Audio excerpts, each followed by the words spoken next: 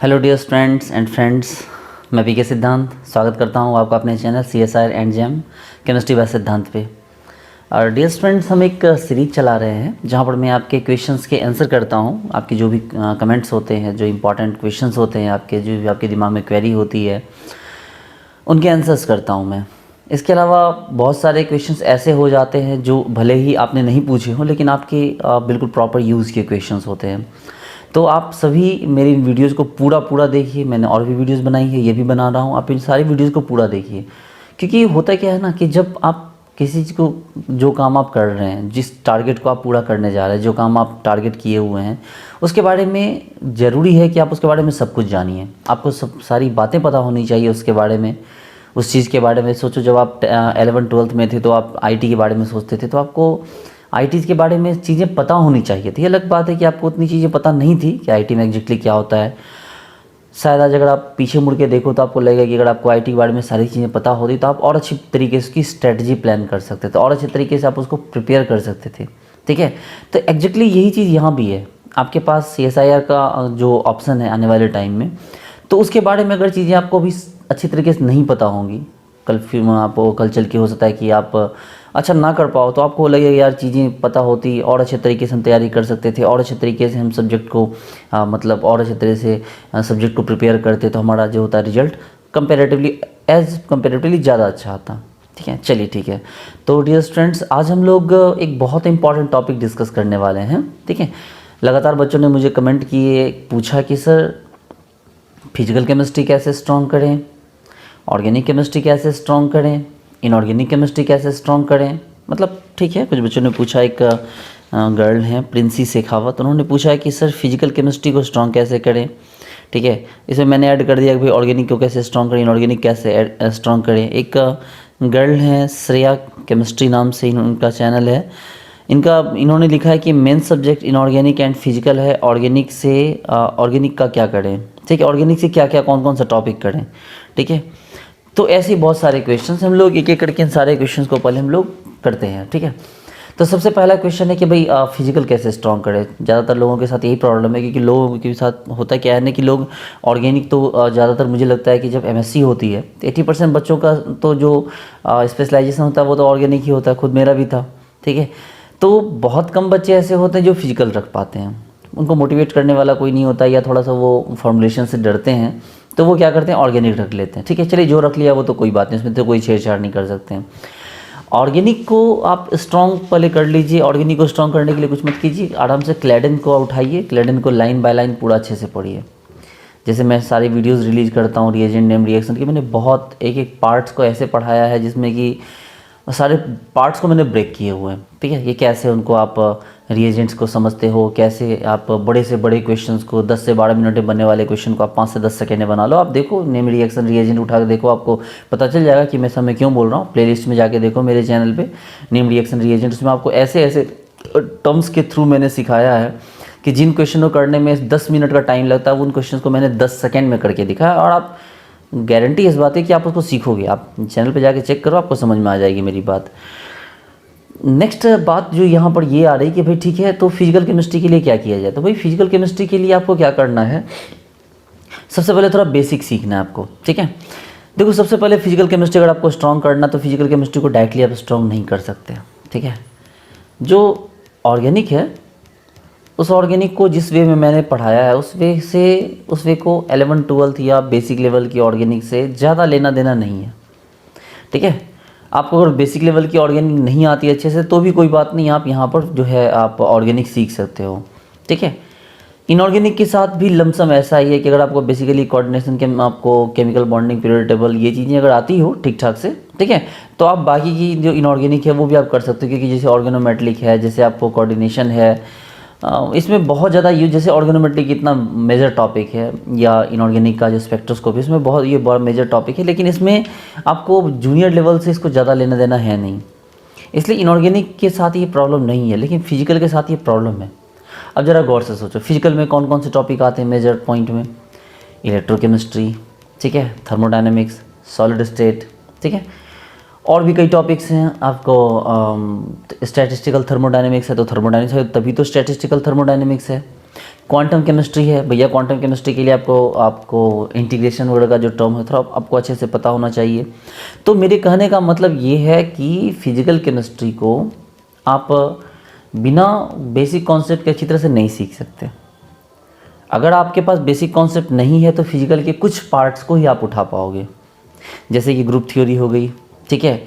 Even कि molecular spectra भी आप उठाना आपके लिए मुश्किल है, ठीक है। चलो मॉलिकुलर स्पेक्ट्रा को बेसिक से कोई मतलब नहीं है, क्वांटम केमिस्ट्री को बेसिक से ज़्यादा मतलब नहीं है, आप इनको उठा सकते हो। लेकिन जो फिजिकल में जो जनरल फिजिकल होता है, जिसमें इलेक्ट्रोकेमिस्ट्री आ जाता है, जिसमें थर्मोडायनेमिक्स आ जाता है, जिसमें आपको सॉलिड स्टेट आ जाता है, इन सबको बेसिक जाने बिना आप कैसे इम्प्लीमेंट कर सकते हो? तो बहुत प्रॉब्लम होती है इसमें। इसलिए सबसे ज़रूरी चीज़ है कि जो टॉपिक पहले आप प्लान करो कि भाई आपके पास कौन कौन से टॉपिक हैं CSI के लिए, उन सारे टॉपिक्स को आप जाके एक बार किसी यूट्यूब पे जाके, किन्हीं 11-12 के टीचर जो IIT-JEE को पढ़ाते हैं, उनके जाके आप पहले उनके क्लासेस के वीडियोस देख लो, ठीक है, कि उन्होंने कैसे पढ़ा रखा है, उन्होंने 11-12 लेवल उसको कैसे पढ़ा रखा है। आप यकीन मानो, अगर आपको थर्मोडायनेमिक्स पढ़नी है, ठीक है, अगर आपकी थर्मोडायनेमिक्स आपको उस लेवल पे स्ट्रॉन्ग करनी है, तो आपको ये ज़रूरी है कि आप यूट्यूब पे जाओ, किसी टीचर के 8-10 लेक्चर हैं, उसकी थर्मोडायनेमिक्स को आप देख लो, उसके बाद CSIR की थर्मोडायनेमिक्स स्टार्ट करो। तो ये आपके लिए कंपैरेटिवली बहुत ज़्यादा ईजी हो जाएगी। इलेक्ट्रोकेमिस्ट्री है भाई, इलेक्ट्रोकेमिस्ट्री को बिना बेसिक लेवल जाने आप नहीं सीख सकते। आप इतने टर्म्स आएंगे कि आप पागल हो जाओगे, छोड़ दोगे फिर। तो आप पहले जाके यूट्यूब पे किसी टीचर का इलेक्ट्रोकेमिस्ट्री का वीडियो देखो, फिर उसके बाद उसको कंटिन्यू करो। सॉलिड स्टेट है, सॉलिड स्टेट में बिना बेसिक सीखे आप आगे नहीं बढ़ सकते, इसलिए जरूरी है कि पहले 11-12 लेवल का सॉलिड स्टेट आप सीखो। केमिकल काइनेटिक्स है, केमिकल काइनेटिक्स नहीं सीख सकते आप डायरेक्टली, पहले जाके 11-12 लेवल के केमिकल काइनेटिक्स सीखो। तो अगर फिजिकल केमिस्ट्री आपको स्ट्रॉन्ग करना है तो जो भी टॉपिक 11-12 से रिलेटेड है, अब क्वांटम केमिस्ट्री 11-12 में है ही नहीं तो क्या कर सकते हो भाई, मॉलिकुलर स्पेक्ट्रा 11-12 में है ही नहीं, क्या कर सकते हैं, स्टैटिस्टिकल थर्मोडायनेमिक्स है ही नहीं, क्या कर सकते हैं, ग्रुप थ्योरी है ही नहीं, क्या कर सकते हैं। जो नहीं कर सकते तो नहीं कर सकते, लेकिन जो कर सकते हैं वो हम 11-12 के वीडियोस को देख के एक बार हम पहले पढ़ लेंगे। तो फिजिकल को सीखने का यही फंडा है। पहले फिजिकल के जनरल फिजिकल को ठीक करो, ठीक है, thermodynamics, electrochemistry, solid state, kinetics, इन टॉपिक्स को पहले आप अच्छा करो। उसके बाद फिर जो क्वांटम केमिस्ट्री, लोग क्वांटम केमिस्ट्री से डरते हैं यार बेवजह। अगर आपको इंटीग्रेशन वगैरह थोड़ा भी नॉलेज अच्छा है, थोड़ा मैथमेटिक्स बैकग्राउंड से, तो आप आसानी से, इवन कि अगर बायोलॉजी बैकग्राउंड से तो ज़्यादा अच्छे सीखोगे आप क्वांटम, ठीक है।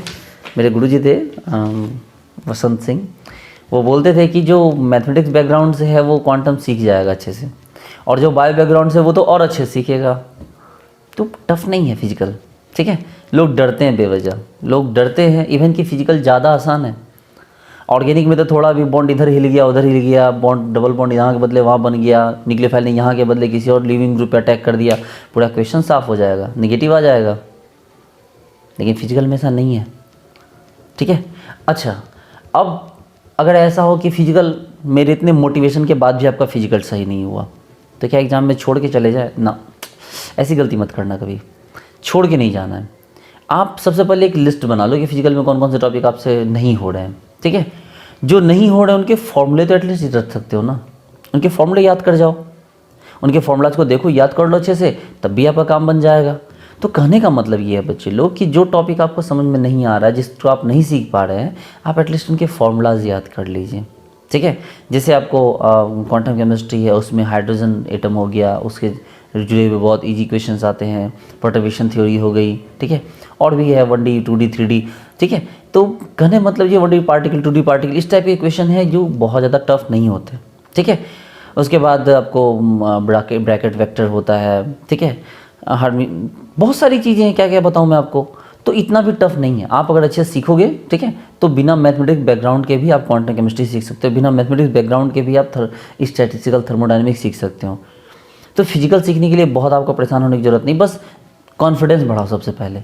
जो टॉपिक आपने कभी नहीं पढ़े हैं या उनको पढ़ने से पहले उन टॉपिक पे ध्यान दो जो आप लोग पहले 11-12 में IIT-JEE की ड्यूरिंग पढ़ चुके हैं। तो उम्मीद करता हूँ आपको बात समझ में आई होगी कि फिजिकल को स्ट्रॉन्ग कैसे करना। मैंने जैसे बताया आप उसको फॉलो कीजिए, श्योर है कि आपको फिजिकल केमिस्ट्री आपकी स्ट्रॉन्ग होगी। ओके, आगे बढ़ते हैं। किसी बच्चे ने पूछा, चलो भाई मैं खुद एडिशनली ऐड कर देता हूँ कि ऑर्गेनिक कैसे स्ट्रॉन्ग करें, ठीक है। ऑर्गेनिक को स्ट्रॉन्ग करना सबसे पहले तो आप भाई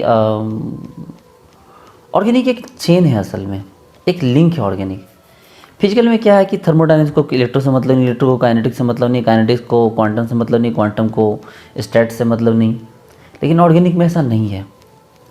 ऑर्गेनिक या तो आप पूरा करते हो, मतलब लगभग 80-90% करते हो, या तो आपको छोड़ देते हो ऑर्गेनिक। अब भाई CSR में IUPAC नोमेनक्लेचर तो पूछे नहीं जाएंगे, और जो स्टीरियो केमिस्ट्री उससे ज़्यादा भरोसा करने थे, क्या क्वेश्चन पूछेंगे, 2 क्वेश्चन पूछता है मैक्सिमम। असल में स्टीरियो केमिस्ट्री के कॉन्सेप्ट को वो यूज करता है रिएक्शंस के थ्रू। आपको पर्टिकुलरली स्टीरियो केमिस्ट्री क्वेश्चन पूछते हैं, ऐसा नहीं कि नहीं पूछते, पूछते हैं, लेकिन वो बहुत ज़्यादा यूजफुल नहीं होते हैं। तो अगर आपको ऐसा लग रहा है कि सर हम ऑर्गेनिक के नेम रिएक्शन रिएजेंट छोड़ देते हैं और जो है हम आपको स्टीरियो केमिस्ट्री कर ले, तो भाई क्या करोगे फिर? इतना अच्छा खासा टाइम मतलब निकाल के भी 2-3 नंबर के क्वेश्चन बना के आओगे तो वो तो बेकार है।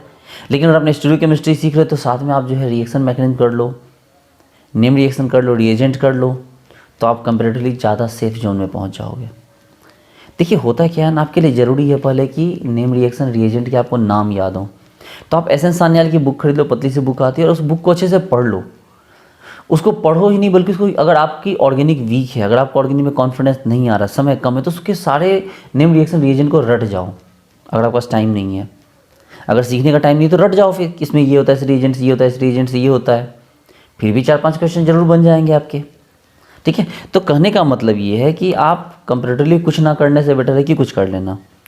अगर आपने फिजिकल इनऑर्गेनिक तो आपको स्ट्रॉन्ग करना ही होगा, इनऑर्गेनिक के बिना तो काम ही नहीं चलेगा। मुझे नहीं लगता कि शायद ही मतलब मुझे नहीं ऐसे कोई स्टूडेंट दिखा जिसने ये बोला हो कि भाई मैंने फिजिकल और इनऑर्गेनिक के बिहाफ पे जो है मतलब फिजिकल और ऑर्गेनिक के बिहाफ पे मैंने जो है CSI लिया, इनऑर्गेनिक को छोड़ दिया। भाई इनऑर्गेनिक को छोड़ने का सवाल ही नहीं उठता। देखिए हम सब डरते ज़रूर हैं, क्लास 11-12 में हम इनऑर्गेनिक से ज़रूर डरते हैं, लेकिन वही इनऑर्गेनिक आने वाले टाइम में हमारा सबसे बेस्ट फ्रेंड बन जाता है। ऑर्गेनोमेट्रिक कोऑर्डिनेशन, ये दोनों टॉपिक मिला के 40 से 45 मार्क्स देते हैं। ठीक है, D ब्लॉक F ब्लॉक एकदम हलवा टाइप के क्वेश्चन होते हैं जो बहुत इजी वे में हो जाते हैं। ठीक है, और भी जो टॉपिक हैं बायो इनऑर्गेनिक, आप कहीं मेरी वीडियोस में जाकर देखो, मैंने बायो इनऑर्गेनिक कितने टॉप लेवल पे पढ़ाया है। जितने बेटर तरीके से मैंने ऑर्गेनिक पढ़ाया है, उतने ही बेहतर तरीके से मैंने आपको जो है बायो इनऑर्गेनिक पढ़ाया। तो बायो इनऑर्गेनिक कवर कर लो, D ब्लॉक F ब्लॉक हो गया। हाँ, मेरा सजेशन मानो तो मेन ग्रुप एलिमेंट को स्किप कर दो। ठीक है, मेन ग्रुप एलिमेंट मैंने सबको सजेस्ट किया है कि मेन ग्रुप एलिमेंट छोड़ दो। ठीक है, ये मेरा अपना पर्सनल ओपिनियन है, आप अपना देख लो। अब आप पूछोगे कि सर क्यों आप ऐसा बोल रहे हो कि मेन ग्रुप एलिमेंट को इनऑर्गेनिक से स्किप करना चाहिए। एक्चुअली प्रॉब्लम है कि इसमें जो क्वेश्चंस आते हैं ना, वो जितने आपके मार्क्स लेके नहीं आते उससे ज़्यादा कन्फ्यूजन क्रिएट करते हैं। एक्चुअली क्या करेंगे कि ना, मतलब जो ऑर्डर, और ख़ास करके उसमें जो ऑर्डर वाले क्वेश्चन होते हैं उसको तो ना ही करो तो बेहतर है। ठीक है, ये मेरा पर्सनल ओपिनियन है, मेरा पर्सनल सजेशन है सबके लिए, कि जो ऐसे क्वेश्चन जिसमें आपको ऑर्डर वाले, सीक्वेंस वाले क्वेश्चन होते हैं, बढ़ते क्रम में घटते, इंक्रीजिंग ऑर्डर, डिक्रीजिंग ऑर्डर, ठीक है, इस टाइप के क्वेश्चन तो ना ही करो तो बेहतर है। क्योंकि ऐसे क्वेश्चन में कोई ना कोई वो एक्सेप्शन लगा के ही देंगे, नॉर्मल तो नहीं देंगे, कोई ना कोई एक्सेप्शन लगा के देंगे। हाँ, आपने क्लास में पढ़ रखा है कि भाई ये ऐसे सर ने बताया था, या किसी बुक में आपने पढ़ रखा है कैसे होता है, तो फिर अच्छी बात है। लेकिन आप एग्ज़ाम हॉल में जाके आप अपने दिमाग को यूज़ करके, कैलकुलेट करके, चीज़ों को इवेल्युएट करके आप इनऑर्गेनिक में मेन ग्रुप एलिमेंट के क्वेश्चंस को आप ऑर्डर में अरेंज कीजिए, बहुत टफ काम है। ठीक है, तो मेरे हिसाब से मैंने तो नहीं किया था, आप अपना देख लो। तो इनऑर्गेनिक, अब बात करें कि हम लोग ऑर्गेनिक को कैसे हम लोग बात कर रहे थे कि ऑर्गेनिक कैसे स्ट्रॉन्ग करेंगे। भाई सबसे पहली बात है, ऑर्गेनिक तो पूरा पढ़ना होगा आपको। ज़्यादा से ज़्यादा क्या करोगे, बायोमोलिक्यूल छोड़ोगे, ज़्यादा से ज़्यादा क्या करोगे, पॉलीमर छोड़ोगे। जब इतनी दूर आ जाओगे तो वो 1-2 क्वेश्चन क्यों छोड़ोगे भाई, उसको भी ले लेना, उसके थोड़ा इंपॉर्टेंट पॉइंट देख लेना, कुछ ना कुछ आ ही जाएगा उससे। लेकिन कायदे से सबसे पहले आपको जो है IUPAC पीछे मत पढ़ना, पागल वाली बात है। IUPAC पीछे क्या करोगे पढ़ के, आप मज़े से स्टीरियो कर लो, मैंने स्टीरियो बहुत अच्छे से करवा रखा है। नेम रिएक्शन रिएजेंट कर लो, वो भी मैंने करवा रखा है, मतलब ठीक है, मेरे पास करो चाहे कहीं और करो, नेम रिएक्शन रिएजेंट पूरा कर लो। इन 3 को कर लो ना तो चीज़ें तो वैसे ही आसान हो जाएगी। और पेरीसाइक्लिक फोटोकेमिस्ट्री, ये बहुत ईजी टॉपिक है। तो मैंने क्या बोला, ऑर्गेनिक अगर आपको कवर करना है तो सबसे पहले क्या करना होगा, स्टीरियो, नेम रिएक्शन रिएजेंट, ठीक है, रिएक्शन मैकेनिज्म अच्छी बात है, वो भी ज़रूरी है, देख लो आप उसको। और साथ में क्या हो गया, पेरीसाइक्लिक फोटोकेमिस्ट्री, इसको आप अच्छे से कर लो। देखो क्या जब आप कंप्लीट करोगे, ठीक है, तो जब ग्रोथ जब कंप्लीट होगा ना तो एक साथ बूम करता है। मैं कल अभिनव बिंद्रा अभिनव बिंद्रा की शायद मैं ये देख रहा था, उसकी कुछ मोटिवेशनल लेक्चर्स में देख रहा था। उसमें बंदा बता रहा था कि 10 करोड़ रुपए पे 1 रुपये भारी पड़ जाता है अगर वो कंपाउंड इंटरेस्ट के तौर पे चले तो लोगों ने उसको कंपाउंड इंटरेस्ट की खासियत समझी, लेकिन मैंने नहीं समझा कि वो बोल क्या रहा है। वो बता रहा है कि अगर आप रेगुलरली मेहनत करते जाते हो तो हर एक दिन आप पहले वाले दिन के से ज़्यादा इम्प्रूव करते हो, और एक समय ऐसा आता है कि जब आपकी इम्प्रूवमेंट का लेवल इतना टॉप पे पहुंच जाता है कि छोटे छोटे लोग, मतलब जिन्होंने मतलब जो थोड़ी बहुत तैयारी कर रहे थे, जो स्टार्टिंग में आपसे ज़्यादा इंटेलिजेंट दिख रहे थे, आज वो आपके सामने कहीं एग्जिस्ट ही नहीं कर रहे हैं। ठीक है, तो ये ज़रूरी है कि आप कॉन्टीन्यूसली मेहनत करो। ठीक है, तो कॉन्टीन्यूसली मेहनत करो, बढ़ते चलो। एक टाइम ऐसा आएगा कि जो टॉपिक पढ़ने में आपको 10 दिन लग रहे हैं, वो टॉपिक एक टाइम ऐसा आएगा कि आप दिन भर में पढ़ लोगे। एक टाइम ऐसा आएगा कि उसी टॉपिक को आप बिल्कुल 10 मिनट में आप इसे पन्ने पलटाओगे और वो पूरा टॉपिक आपका रिवाइज हो जाएगा। ऐसा ही होना चाहिए। तो किसी भी चीज़ को इतनी बार पढ़ो कि आप उसके एक्सपर्टाइज हो जाओ। ठीक है, तो यहाँ यही कॉन्सेप्ट ऑर्गेनिक में भी आपको करना। ऑर्गेनिक में आपको रेगुलरली जो है स्टीरियोकेमिस्ट्री पढ़ना है, उसके बाद नेम रिएक्शन रिएजेंट को तो बिल्कुल रट्टा मार जाओ, बिल्कुल अच्छे से समझ लो। बच गया पेरीसाइक्लिक फोटोकेमिस्ट्री, उसको अच्छे से देख लो। ठीक है, ऑर्गेनिक आपकी कवर हो गई। ओके, नेक्स्ट क्वेश्चन है कि इनऑर्गेनिक को कैसे स्ट्रॉन्ग किया जाए। तो भैया इनऑर्गेनिक को स्ट्रॉन्ग करने के लिए सबसे पहले तो केमिकल बॉन्डिंग पढ़ो। उसके बिना तो कुछ हो ही नहीं सकता। Chemical bonding, periodic table, oxidation state. ठीक है, ये ऑक्सीडेशन स्टेट वो 11 12 वाले मत चले जाना है रिएक्शन को बैलेंस करने के लिए, उसकी ज़रूरत नहीं है। ऑक्सीडेशन स्टेट निकालना सीखो कि बस देखो और देख के with in second, fraction of second आप उसका बता दो कि भाई फलाना आइटम फलाने ऑक्सीडेशन स्टेट में है। कितना आसान है, आप सोचो ना, आप याद कर लो। एल्कली मेटल +1 होता है, एल्कलाइन अर्थ मेटल +2 होता है। ठीक है, और कौन होता है भाई, एल्युमिनियम +3 होता है, जिंक +2 होता है, सिल्वर +1 होता है। ये फिक्स्ड है, चेंज नहीं होंगे। उसके अलावा आयरन है तो +2 +3, +2 होगा तो फेरस, +3 होगा तो फेरिक। ठीक है, आप कॉपर है, +1 है तो फेरस, आप क्यूप्रस, +2 है तो क्यूप्रिक। टीन है SN, stannous +2, stannic +4। PB lead है, प्लम्बस, +2 तो प्लम्बस, +4 तो प्लम्बिक। तो भाई इस टाइप के बहुत सारे एग्जाम्पल हैं। और जहाँ तक एनाइन की बात कर लो तो भाई कुछ ही फिक्स ना, शायद बहुत कम फिक्स है, ना के बराबर। फ्लोरीन PP -1 होता तो वो भी चेंज हो जाता है +1 में। कब, जब O2F2 बन जाता है। ठीक है, तो वहाँ पर वो भी चेंज हो जाता है। तो कहने का मतलब है कि ऐसा नहीं है, बहुत सारे एग्जाम्पल हैं आपके पास। ठीक है, जिसमें कि आप जो है इसको ऑक्सीडेशन स्टेट निकालना सीख सकते हो। अब जैसे सोचो ना, मान लो अगर मेरे पास K2Cr2O से बना है, क्रोमियम का ऑक्सीडेशन स्टेट देखना है, तो मन में तुरंत सोचेंगे अच्छा पोटेशियम पे +1 तो 2 पोटेशियम।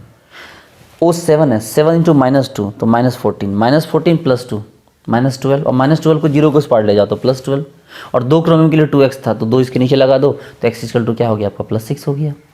तो कहने का मतलब ये है बच्चे लोग कि आप ऑक्सीडेशन स्टेट जब चेकआउट करना चाहोगे तो रेगुलरली आप ऐसे करो, आप ऑक्सीडेशन स्टेट एक झटके में बाहर निकल आएगा। केमिकल बॉन्डिंग इसलिए पढ़ना ढंग से जरूरी है क्योंकि केमिकल बॉन्डिंग को आप अच्छे से पढ़ोगे तो केमिकल बॉन्डिंग आपका कमांड हो जाएगा, क्योंकि सारे कॉन्सेप्ट तो केमिकल बॉन्डिंग से निकलते हैं। इवन कि ऑर्गेनिक और इनऑर्गेनिक दोनों के लिए केमिकल बॉन्डिंग बहुत जरूरी है। तो केमिकल बॉन्डिंग को स्किप करने का, केमिकल बॉन्डिंग को छोड़ने का तो आप सोचना ही मत। मेन ग्रुप एलिमेंट को भी पढ़ना छोड़ना मत, मतलब कि मैंने बोला कि उसके सीक्वेंस वाले क्वेश्चन मत करना, लेकिन केमिकल बॉन्डिंग जो मेन पार्ट है, अगर केमिकल बॉन्डिंग आप ढंग से पढ़ लोगे तो मेन ग्रुप एलिमेंट के बहुत सारे क्वेश्चन आपसे बन जाएंगे। सीक्वेंस वाले क्वेश्चन बनेंगे, छोड़ देना बट, ठीक है, बट मेन ग्रुप एलिमेंट के भी क्वेश्चन बन जाएंगे जब आप केमिकल बॉन्डिंग पढ़ लोगे। पीरियोडिक टेबल को भी स्ट्रॉन्ग रखो, पीरियोडिक टेबल के बिना भी आप जो है आगे नहीं बढ़ सकते। तो पीरियोडिक टेबल और केमिकल बॉन्डिंग, और अच्छे सीख लो इलेक्ट्रॉनिक कन्फिग्रेशन लिखना, क्योंकि इलेक्ट्रॉनिक कन्फिग्रेशन लिखना आएगा तभी तो आप अच्छे से आप बहुत सारे इनऑर्गेनिक में आपकी हेल्प हो जाएगी। अब सोचो जैसे कि मान लो आपके पास आयरन है, आयरन 26 होता है, तो भाई आयरन के पीछे कौन सा इनर्ट गैस है, आर्गन, तो argon 18, helium neon argon 3 full, electron चौथे में जाएगा 4s2 और 3d6। भाई पैटर्न है देखो, ठीक है, मैं आपको बताऊंगा इलेक्ट्रॉनिक कन्फिग्रेशन लिखना कैसे आता है, मैं किसी वीडियो में बता के आपको टैग कर दूंगा, आप देख लेना कि इलेक्ट्रॉनिक कन्फिग्रेशन को विद इन सेकेंड्स कैसे निकाला जा सकता है। तो चलो बेसिक तो आपके इनऑर्गेनिक में स्ट्रांग हो गए। अब ऑर्गेनोमेट्रिक है, ये ऑर्गेनिक इनऑर्गेनिक का मिक्स्ड फॉर्म है, इसको ज़्यादा जो है ना मतलब ये ऑर्गेनिक का भी पार्ट है, इनऑर्गेनिक का भी पार्ट है, इसको लेकिन बेसिक से कोई लेना देना नहीं है, बस इलेक्ट्रॉनिक कन्फिग्रेशन आपको ठीक ठाक आना चाहिए, 18 इलेक्ट्रॉन काउंट करने के लिए एटॉमिक नंबर वगैरह पता होना चाहिए। उसके बाद जो है कोऑर्डिनेशन, कोऑर्डिनेशन तो आप बचपन से पढ़ते आ रहे हैं, एक बार कोऑर्डिनेशन को बचपन से वाले जो 11-12 लेवल का जो कोऑर्डिनेशन उसको ढंग से देख लीजिए। उसके बाद बाकी का जो कोऑर्डिनेशन है वो आप अच्छे से, अजय कुमार की बुक है, चाहे और भी काफ़ी सारी बुक्स है, चाहे ऑनलाइन मैं पढ़ा रहा हूँ, कोऑर्डिनेशन मैंने बहुत अच्छे से पढ़ा रखा है, ठीक है, जिसमें size graph, lattice energy graph, उसके बाद आपको hydration energy graph, Jahn Teller distortion, ठीक है, CFSE को विद इन सेकेंड्स निकालना, ये सारे मैंने बिल्कुल चुटकियों में बता रखे हैं। आप इसको देखो तो आपको पूरी बात क्लियर हो जाएगी। उसके बाद बच जाएगा डी ब्लॉक, एफ ब्लॉक, वो आप देख लेना, बहुत बड़ा पैटर्न नहीं है, वही मैं पढ़ाने वाला हूँ, सारा पैटर्न ट्रिक पे आ जाएगा। और बायो इनऑर्गेनिक मैंने बहुत औसम तरीके से पढ़ा रखी, जाके उसको वीडियो में देख लो, बायो इनऑर्गेनिक भी आपको पूरी तरह क्लियर हो जाएगी। तो इस तरह से पता चला कि भाई फिजिकल, इनऑर्गेनिक और ऑर्गेनिक तीनों को कैसे स्ट्रॉन्ग किया जाए, ठीक है।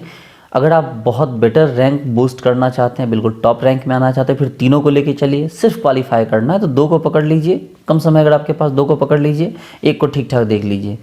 मेरा सजेशन मानिए तो ऑर्गेनिक, इनऑर्गेनिक को स्ट्रॉन्ग कर लीजिए। फिजिकल में क्या कीजिएगा, फिजिकल के फॉर्मूलाज को लास्ट टाइम में लिख कर चले जाइएगा, अच्छे से रट लीजिएगा, ताकि उस पर भी क्वेश्चन बन जाए। मतलब मैं आपको रटने नहीं बोल रहा हूँ, मैं बोल रहा हूँ कि इन केस अगर आपका समय कम है, जैसे अब 2-3 महीने का टाइम, 3 महीने का टाइम है, तो 2 महीने 3 महीने के बीच आप फिजिकल को स्ट्रॉन्ग तो नहीं कर सकते, लेकिन उसके कुछ क्वेश्चंस बन जाए, इसका इंतजाम जरूर कर सकते हैं। इंतजाम में क्या, वो पुर्जा लेके जाना है या नहीं, पुर्जा लेके नहीं चली जाइएगा हॉल में, पुर्जा लेके जाने नहीं बोल रहा मैं, चीटिंग करने नहीं बोल रहा, मतलब बोल रहा हूँ उससे पहले आप उसको प्रैक्टिस कर लीजिए, शॉर्ट नोट्स बना बना के, ठीक है।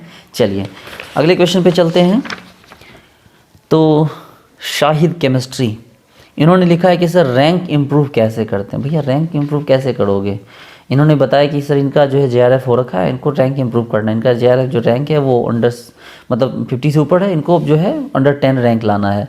भाई कोई तरीका नहीं है अलग से, वो सुना है ना आपने, करत करत अभ्यास ते जरमती हो सुजान, रसरियावत जात ले सिल पर परत निशान।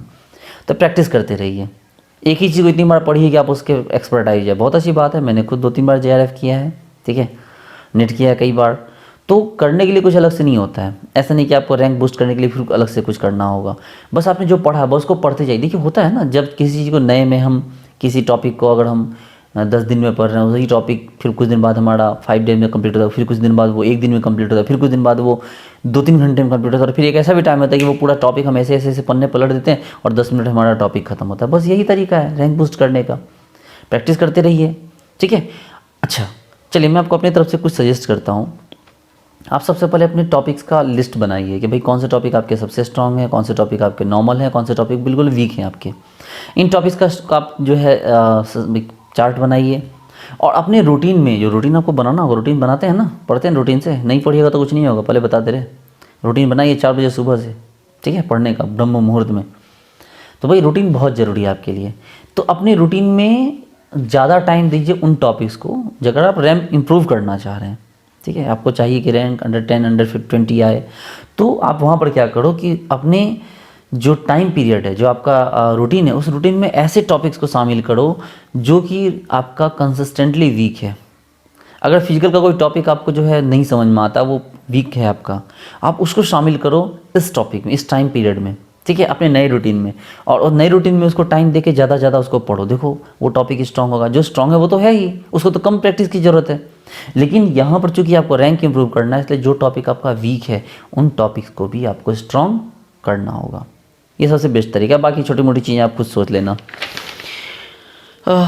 इन्होंने एक नेक्स्ट स्टूडेंट लिखा है कि सर एजुकेशनल बैकग्राउंड नहीं है मेरा, क्या करूँ, मेरा नेट होगा? बिल्कुल होगा भाई, ठीक है। ज़्यादातर बच्चों का कहाँ बैकग्राउंड होता है, जैसे मैं बिहार से हूँ, तो बिहार का तो रिकॉर्ड ही है कि यहाँ पर बैकग्राउंड जैसा कुछ होता ही नहीं है। अभी भी सारे IAS IPS मैक्सिमम जो होते हैं बिहार से क्यों होते हैं? क्योंकि होता क्या है ना, देखिए एक बात मैं बताता हूँ, वो लाइफ में होने वाली प्रॉब्लम्स, वो पैसों की तंगी, वो लाइफ में होने वाली जो इतने सारे हर्डल्स होते हैं, ठीक है, वो खेत, वो गांव, वो टूटे हुए स्कूल, सरकारी स्कूल, ये चीज़ें मोटिवेट करती है हम बिहारी लोगों को आगे बढ़ने के लिए। हमारे आगे बढ़ने का प्रिंसिपल यही है, हमारे आगे बढ़ने का जो सिद्धांत यही है कि जो चीज़ें दूसरों को डिमोटिवेट करती है वो चीज़ें हमें मोटिवेट कर देती है। जिस चीज़ में लोग परेशान होते हैं वो चीज़ हमें एनर्जाइज करती है।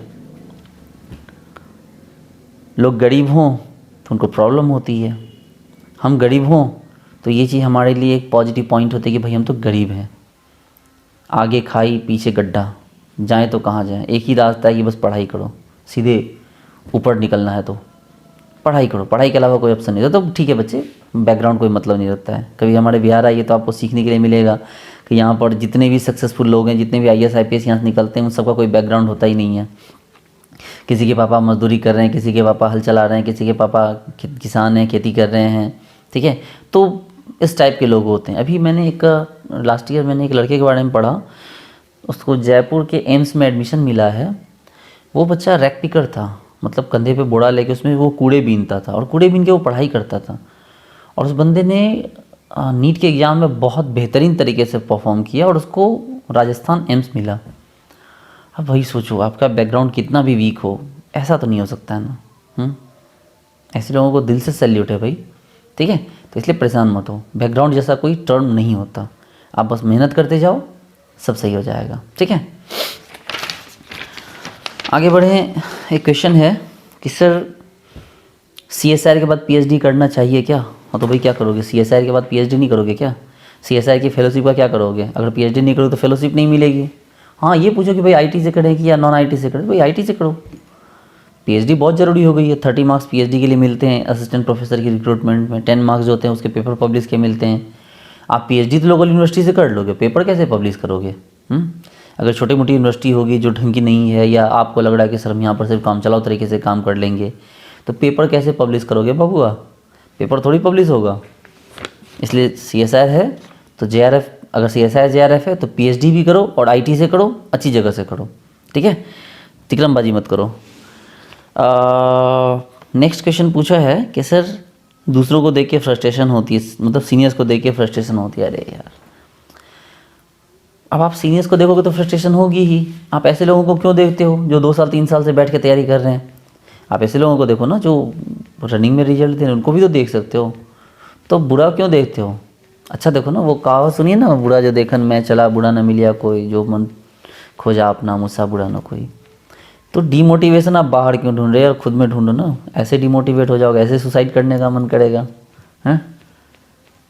बी पॉजिटिव, अच्छे लोगों को देखो, अच्छे लोगों से सीखने की कोशिश करो, अपने अंदर की अच्छाई को ढूंढो कि वो कौन सी अच्छाई है जो आपको यहाँ तक लेके आई है, वो कौन सा इंटेलिजेंसी का लेवल है जो आपको यहाँ तक लेके आया है, ठीक है। आपको अपने सवाल का जवाब खुद ब खुद मिल जाएगा। अरे भाई, हमारे अंदर भगवान बसते हैं यार, इस दिल में भगवान रहते हैं। हम इनसे पूछेंगे कि भगवान हम क्या करें, तो भगवान बोलेंगे बेटा मेहनत करो। पता है बच्चे लोग, हार्ड वर्क का कोई ऑप्शन नहीं होता, और एज जैसी कोई चीज़ दुनिया में होती नहीं है, ठीक है। सलमान खान 56 में भी जवान दिखता है, और यहाँ 56 के लोग बूढ़े हो जाते हैं। रजनीकांत 70 ईयर की एज में भी यंग है, और लोग यहाँ 70 ईयर की एज में ऊपर चले जाते हैं। एज सिर्फ एक नंबर है, हड़बड़ा के सिर्फ प्रॉब्लम क्रिएट होती है। मेरे एक सर थे उत्तराखंड में, मैं नाम नहीं लूँगा क्योंकि उत्तराखंड मुझे अपना दूसरा घर लगता है। तो वो सर थे तो उन्होंने क्या कि उनकी शादी होनी थी, उन्होंने जल्दबाजी में उन्होंने शादी कर ली, ठीक है। जल्दबाजी में कर ली भाई, ऐसे भी सोच समझ के भी कौन सा तीर मार लेते, तो जल्दबाजी में उन्होंने शादी कर ली। अब कर तो ली, लेकिन अब उनकी लाइफ में इतनी प्रॉब्लम आने लगी, उन्होंने सोचा समझा नहीं, बहुत सारी प्रॉब्लम उनकी लाइफ में आ गई। वो बड़ा परेशान रहते थे बेचारे। लेकिन चूंकि एक बार आगे बढ़ गए तो उन्होंने लगा यार जल्दी शादी नहीं, जल्दी जल्दी कर लो, सुंदर लड़की मिली, अच्छी लड़की मिली, कर ली शादी। लेकिन लाइफ में क्या प्रॉब्लम आनी इसके बारे में उन्होंने सोचा ही नहीं, और हड़बड़ी में शादी कर ली।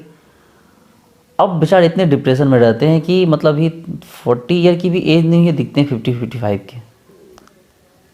अगर यही रुक गए होते, थोड़ा सोच समझ लिया होता, डिसाइड किया होता, प्लान किया होता, भाई शादी भी तो प्लान करके होती है, तो उनके लिए ज़्यादा बेटर होता।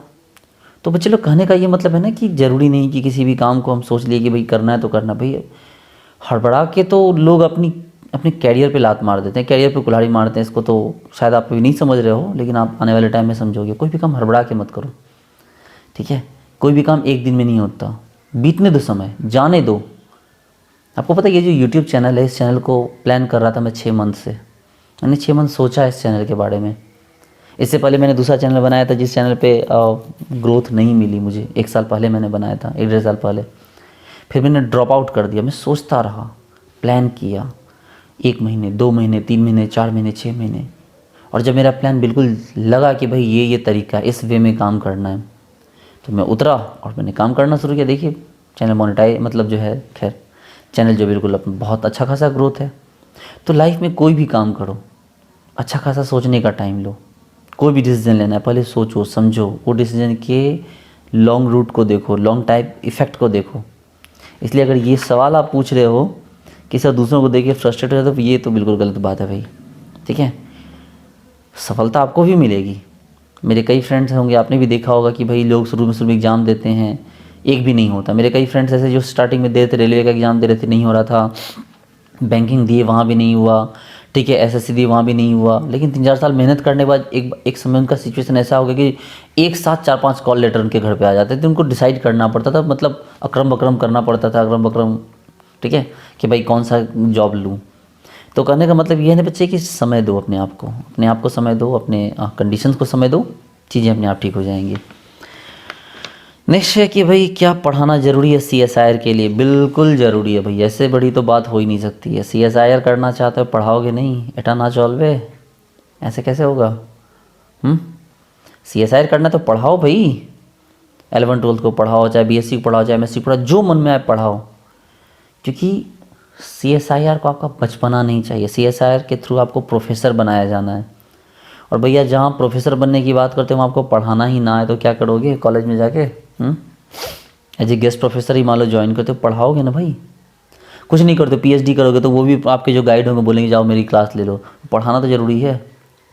और वो पढ़ाओगे, नई चीज़ें याद नहीं रहेंगी, तो फिर जब PhD ख़त्म होगी तो फिर इंटरव्यू में जाओगे तो क्या बताओगे इंटरव्यू में कि सर गाय हमारी माता है, हमको कुछ नहीं आता है, बैल हमारा बाप है, पढ़ना लिखना साफ है। आपको चीज़ें प्रैक्टिस में होनी चाहिए। आप ऑनलाइन पढ़ाओ, ऑफलाइन पढ़ाओ, क्लास खोल के पढ़ाओ, किसी की कोचिंग में जाकर पढ़ाओ, पॉकेट मनी के थ्रू पढ़ाओ। हो सकता है कि पॉकेट मनी इतनी मिले कि आपके पास खुद की 4 व्हीलर खरीदने के पैसे हो। तो कहने का मतलब ये है बच्चे लोग कि ज़रूरी नहीं है कि जो आप पढ़ाओ तो मतलब किसी पर्पज़ के साथ पढ़ाओ कि भाई हमें पैसे ही कमाने हैं, बस पढ़ाओ।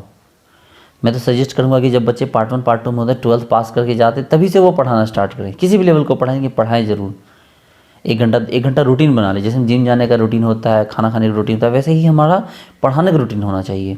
इससे क्या होता है कि आपको बहुत अच्छी वाली सेल्फ इम्प्रूवमेंट मिलती है लाइफ में। चलिए, अब बोल रहा है कि 3 to 4 मंथ में क्या CSIR की प्रिपरेशन हो सकती है? बिल्कुल हो सकती है भैया। 3-4 महीने काफ़ी होते हैं ना, इतने भी कम थोड़ी है 3-4 महीने कि आपकी CSIR की प्रिपरेशन ना हो सके। तो कुछ मत करो, 3-4 महीने में CSIR की प्रिपरेशन करनी तो सबसे पहले अपने डिसाइड करो कि भाई कौन कौन से टॉपिक स्ट्रॉन्ग है, कौन कौन से टॉपिक वीक है। ठीक है, तो स्ट्रॉन्ग टॉपिक और मीडियम टॉपिक को टाइम दो, वीक टॉपिक को छोड़ दो। अगर 3 महीने में आपको करना है तो मैंने क्या बोला, अगर आपका समय कम है तो स्ट्रॉन्ग टॉपिक और मीडियम टॉपिक इन दोनों को उठाओ, वीक वाले टॉपिक को गायब कर दो, छोड़ दो उसको, फिर अब नहीं करना है। अभी एग्ज़ाम क्वालिफाई करना ना, सीधे भी थोड़ी आपको नॉलेज शो करना है, आप एग्ज़ाम क्वालिफाई करके आना है आपको। तो इसलिए क्या करो कि आराम से बहुत मज़े से स्ट्रॉन्ग टॉपिक को रिवाइज कर लो, उसके बाद जो सेकेंड और वीक आता है उसको रिवाइज कर लो। बिल्कुल वीक को जो बिल्कुल आपके 0 लेवल्स हैं। अगर आपने कभी मान लो सपोज करो क्वांटम केमिस्ट्री नहीं पढ़ा, लेकिन क्वांटम केमिस्ट्री को तो छोड़ना बहुत गलत बात है, बहुत मैसिव टॉपिक है। लेकिन मान लो कोई टॉपिक आपने नहीं पढ़ा, सपोज करो कि आपने पी ब्लॉक एलिमेंट नहीं पढ़ा है तो उसके क्वेश्चन टच ही मत करो। ए ब्लॉक नहीं पढ़ा है मान लो, उसके क्वेश्चन टच मत करो। ठीक है, चलिए, तो ये फंडा होता है। ना उसे क्वेश्चन टच करना, ना उस टॉपिक को टच करना है। जो वीक जो छूट गया है उसको छोड़ दो, जो स्ट्रांग है, जो मीडियम वीक है उसको स्ट्रांग कर लो बस। उसके बाद पूछ रहा है एक बच्चा कि भाई सर टेस्ट सीरीज ज्वाइन कैसे करें, मतलब करें या ना करें? भैया इसमें करना क्या, टेस्ट सीरीज तो ज्वाइन करना ही होगा ना आपको। बिना टेस्ट सीरीज के आपकी प्रैक्टिस कैसे होगी? अगर आपकी प्रैक्टिस नहीं होगी तो फिर आप काम कैसे करोगे फिर? इसलिए टेस्ट सीरीज ज्वाइन करना बहुत बहुत बहुत बहुत ज़रूरी है, उसके बिना काम नहीं चलेगा। बच्चा बोल रहा है क्लेडन कैंसर कैसे पढ़ो? भैया कैसे पढ़ो, लाइन बाय लाइन पढ़ो। आप क्या चाहते हो, क्लेडन नहीं पढ़ना चाहते हो, नहीं पढ़ लो। हाँ, BSc में हो तो आपको ज़्यादा मज़ा आएगा। क्लेडन को कैंसर को लाइन बाय लाइन पढ़ो, इससे आपकी चीज़ें बिल्कुल क्लियर हो जाएगी, अल्ट्रा क्लियर हो जाएंगी। ठीक है, आपको कोई प्रॉब्लम नहीं होगी। ओके, इंटरव्यू के लिए क्या इंपॉर्टेंट है? भैया इंटरव्यू के लिए स्पेक्ट्रोस्कोपी इंपॉर्टेंट है। आप कहीं भी जाओगे, आपका सामने वाला आपको खींच के स्पेक्ट्रोस्कोपी पे ले जाएगा, स्पेक्ट्रोस्कोपी से मिला क्वेश्चन करेगा। इसलिए ज़रूरी है कि आप अपनी स्पेक्ट्रोस्कोपी को ठीक करके जाओ, NMR, UV, IR, ठीक है, जो भी है, लेकिन अपनी स्पेक्ट्रोस्कोपी को स्ट्रॉन्ग करके जाओ। ठीक है, तभी जाके वो क्या होगा ना कि स्पेक्ट्रोस्कोपी अगर आपकी स्ट्रॉन्ग होगी तो वो 2-3 टॉपिक को मिलाएगा। अगर मिलाने की कोशिश भी करेगा तब भी आपका कुछ नहीं बिगाड़ पाएगा, आपके क्वेश्चन रॉन्ग नहीं होंगे आंसर। तो इसलिए क्या करो कि अपनी स्पेक्ट्रोस्कोपी को तो स्ट्रॉन्ग करो, और बाकी अपना 2-3 टॉपिक स्ट्रॉन्ग कर लो। जो जो आप एक्चुअली वो आपसे पूछेंगे कि भाई बताओ कौन से टॉपिक पे आपको बताना है, तो आप उनको टॉपिक बता देना, उसी टॉपिक के टीचर पूछेंगे आपसे। तो ये डरने वाली बात नहीं है। इंटरव्यू बहुत ईजी होता है, कुछ भी टफ नहीं होता, बहुत आसान होता है। ये जितने भी आपको हायर लेवल पे होते हैं ना, बार DRDO, ऐसा भी कुछ नहीं है। सुनने में तोप लगते हैं, रियल में इतना भी टफ इंटरव्यू नहीं होता। हाँ, अब ज़्यादा बच्चे पहुंच जाए JRF वाले तो किसी को छांटना ही होगा ना, अदरवाइज इतना भी टफ नहीं होता है ये। ओके, एक और क्वेश्चन है, क्वांटम केमिस्ट्री कैसे पढ़ूँ? भैया क्वांटम केमिस्ट्री कैसे पढ़ोगे? अपनी फिजिकल को स्ट्रॉन्ग करने के लिए आपको क्या बताया मैंने, पहले तो बेसिक पढ़ लो। बेसिक पढ़ने के बाद फिर क्या करोगे कि भाई इंटीग्रेशन का टर्म को पढ़ लो। जो आप देखो, आप एक्चुअली थ्योरी के थ्रू क्वेश्चन मत बनाओ, क्वेश्चन के थ्रू अपनी थ्योरी डिसाइड करो। स्टार्टिंग में क्या करो कि आप रैंडमली कुछ क्वेश्चंस उठाओ, उनके क्वेश्चंस के आंसर को अपने मैच करवाओ और उसके आंसर्स बनाओ आप, ठीक है। वहाँ से आप पढ़ना स्टार्ट करो कि भाई वो टॉपिक को आप ऐसे पढ़ोगे, तो जो टॉपिक टफ है उसको उस हिसाब से बनाओ ना, ठीक है। आप बेसिक से स्टार्ट करोगे, क्या हो जाएगा कि आप जैसे कि मान लो केमिकल काइनेटिक्स स्टार्ट करते हैं, हमें जाना है पैरेलल रिएक्शन तक, लेकिन आप क्या करोगे ना, आप केमिकल काइनेटिक्स उठाओगे, फर्स्ट ऑर्डर सेकंड ऑर्डर पढ़े, सो गए। फिर अगला दिन 6-7 दिन के बाद फिर उठाए, वही फर्स्ट ऑर्डर से स्टार्ट किया, first order second order pseudo order, फिर छोड़ दिए उसको। फिर कभी मन किया फिर उठाया, फिर वही first order second order pseudo first order, ठीक है, कैटलिस्ट, ये सब करते करते आप इतना बार उसमें टाइम दे दो कि फिर आपको वो लेवल पे जाने का मौका ही नहीं मिलेगा जो असल में आपके लिए ज़रूरी है, ठीक है। तो डियर स्टूडेंट्स, हम लोगों ने इतने सारे क्वेश्चंस के आंसर किए। मैंने आपको बताया कि कैसे आप अपने क्वेश्चंस के बारे में सोच सकते हैं। आप मुझे और भी कमेंट के थ्रू आप बता सकते हैं कि आपको और क्या क्या जानना है, क्या समझना है, ठीक है। और आपको पता है मैं काफ़ी मेहनत कर रहा हूँ आपके लिए, सारे क्वेश्चंस मैं नोट करता हूँ, प्रिपेयर करता हूँ। अभी रात के 3 बज रहे हैं, ठीक है, रात के 3 बज रहे हैं, लेकिन मैं आपके लिए वीडियो आपको शूट कर रहा हूँ। तो खैर ये मेरा डेडिकेशन है। देख रहे हो मेरे चेहरे को भी, देखो आपको कैसा लग रहा है, सोया सोया सा चेहरा लग रहा है, ठीक है। अभी वॉच होता तो मैं आपको 3 बजे का टाइम दिखा देता, तो खैर छोड़िए वो बात अलग है। तो डियर स्टूडेंट्स, हम लोग मिलते हैं नेक्स्ट वीडियो में, ठीक है। हम लोग अपनी क्लासेस की वीडियो भी स्टार्ट करेंगे, फिर हमने कोऑर्डिनेशन पढ़ा, हम लोग और आगे पढ़ेंगे, मतलब सारे टॉपिक को हम लोग 1 बाय 1 क्लियर करेंगे, ठीक है। बहुत जल्दी मैं अपना ऐप भी लॉन्च करने वाला हूँ। तो डियर स्टूडेंट्स बने रहिए मेरे साथ, मैं PK सिद्धांत, मिलते हैं नेक्स्ट वीडियो में। Thank you so much, bye.